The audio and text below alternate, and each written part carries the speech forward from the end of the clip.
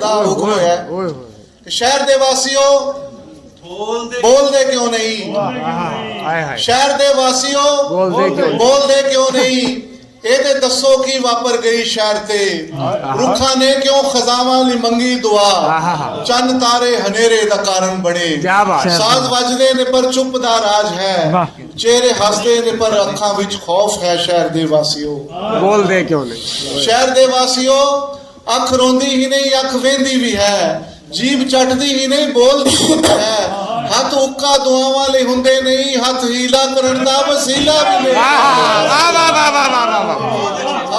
ਹੱਥ ਉੱਕਾ ਦੁਆਵਾਂ ਲਈ ਹੁੰਦੇ ਨਹੀਂ, ਹੱਥ ਹੀਲਾ ਕਰਨ ਦਾ ਵਸੀਲਾ ਵੀ ਨਹੀਂ। ਸ਼ਹਿਰ ਦੇ ਵਾਸੀਓ ਇਸ ਤੋਂ ਪਹਿਲੇ ਕਿ ਭੁੱਲ ਜਾਏ ਅਗਲੀ ਨਸਲ ਬੋਲਣੇ ਦਾ ਹੁਨਰ, ਲਫ਼ਜ਼ ਅਡੀਆਂ ਰਗੜਦੇ ਚਲਾਣਾ ਕਰਨ, ਕੋਈ ਗੱਲ ਤੇ ਕਰੋ। ਸ਼ਹਿਰ ਦੇ ਵਾਸੀਓ ਬੋਲਦੇ ਕਿਉਂ ਨਹੀਂ?